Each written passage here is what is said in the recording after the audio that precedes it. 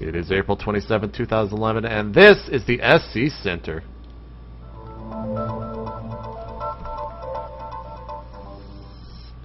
What is up, everyone, and what is up, everyone who's watching live, who I gave warning that the stream was going to go down for 1 second, yet everyone still freaked out. We're back. We're better than ever. Welcome to the SC Center. This is your first time ever watching it. It is a 15-minute news show that happens daily, every day at 6 p.m. Eastern, 5 p.m. Central, with myself, JP McDaniel, and my co-host, Patrick O'Neill, a.k.a. Chobo Peon. Patrick, how's it going? JP, I think the stream went down. Everything's broken. Don't start this. You ruined it again. You're bringing back anyway, how's it going nightmares. with you? It is. It's going well, man. I'm excited to start talking about some Starcraft. I gotta say though, I will admit I have not watched I have not watched any Code A, and I have not watched anything except for State of the Game last night because I was a part of that. So you're gonna have to tell me about Code A. All right, you ready? I'm ready. All right, talk to me about Code A last night, Patrick. Let's see how this goes. Yes, ma'am. So, Code A last night, not the most remarkable thing. I was actually thinking about doing a game of the day today, but really not many great games to point out. What happened was Hyperdub. I did miss one game. Hyperdub did get off some nukes. If I'm not misremembering what happened there, and you guys should check that out because nukes are always quite good. What happened next was we had I Am Nuts versus Bomber, and actually, what you need to see to tune in is the awesome outfits Molchaf and Doe is wearing. You saw that, JP, right? Well, people are seeing them right now. What? You know, we were talking about this in the pregame. If Artosis and Tasteless have to wear this tonight, I probably will not stop laughing and die of actually laughter. Yeah. All right. So, but moving on, Bomber beat Nuts. Bomber, my man, beat Nuts 2-0. Ryung beat Creator in probably the best series of the night. That was 2-1. You guys should check that out. A lot of fun play there, back and forth, all like 20-minute games. And then Boxer out 0-2. Some good games, actually, on Terminus, if I recall. Alive made some really interesting plays, and Boxer pulled a Boxer, held on for dear life, didn't leave until it was the very end, but in the end, he did go down. So, overall, mediocre games today, but what can you do? Code S is coming out tonight, though, and it's going to be a lot better games. We have Supernova and Top. We have Nada and Genius, SC and Pulse, Alicia and Lucira. I'm pretty excited about tonight. You looking forward to it? Yeah, I've been trying to fix my slip schedule, but it might not happen, man. These games are too good. Genius, Nada, that's going to be awesome. Lucira, Alicia, that is going to be incredible too. And then Pulse SC and Supernova Top. Those are just great games, man. I might have to tune in live. It's a totally different experience when you tune in live to those, you know? Watching them on VODs really doesn't do them justice. Would you agree to this? I would. The live, I mean, a lot of people hate on it, but I enjoy refreshing the live thread, going to the IRC, listening in on like the Ventrilo, hearing everyone scream in unison. It's a good experience to catch it live. Even if you have to wake up at 5 a.m. to do it, it's pretty good.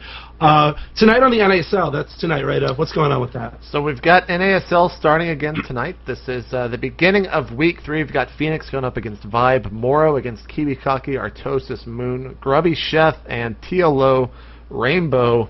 What is the match that you're most looking forward to? Maro Kiwikaki? Yeah. Or actually, you know what? Actually, Artosis Moon.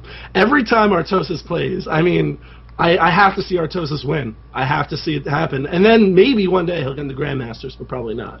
What about you? TLO Rainbow has the possibility of being an exciting match just because it's TLO playing TBT. Grubby Chef, I think probably Chef will take that, but it should be competitive. I guess I'm just going to have to go with Kiwikaki Moro. I think that'll be the most competitive match.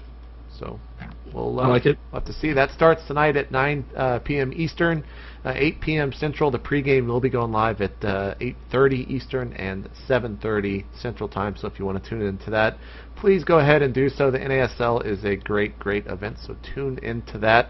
What do we got next, Patrick? What is up? I believe we're talking this Saturday about the TSL. We have Kas Thorzane and Naniwa Hasuabs. As many people have pointed out, Warcraft 3 players all of them. So also all qualified through the TL Opens. None of them were invited players.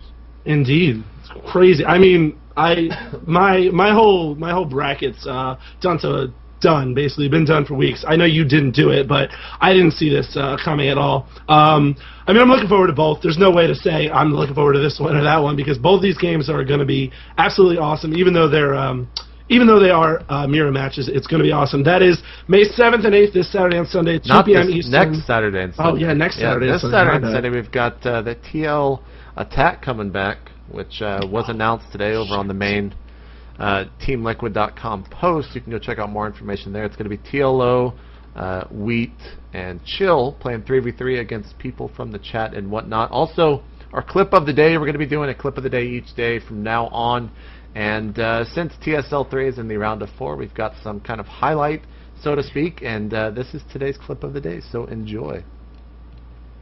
Extra swell of roaches coming down the ramp right now. More Guardian shields, more units getting warped in by Cruncher. He seems to be all out of force field, but it doesn't matter. He is all pumped up on 6 warp gates worth of units. Couple more units pop in, and Cruncher with the happy face. Is Idra's energy still broken? It seems it is. See you later, Idra. That was, of course, when Idra was eliminated by Cruncher, and I would say that's probably when Cruncher's career in StarCraft 2 actually became a career in StarCraft 2, would you?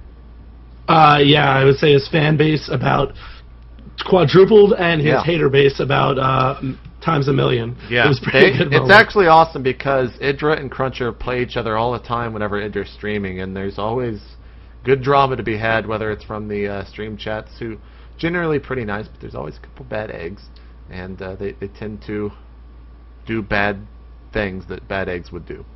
Yeah, man, every time they come across each other, in-game and out, like when they met in an elevator in MLG, it's always noteworthy. Oh, I didn't hear about love that. to talk about that. Do you have some side stories? Yeah, I mean, they met in an elevator in MLG. Cruncher knew who Idra was, but Idra didn't know who Cruncher was. And keep in mind, this was right after the game was aired.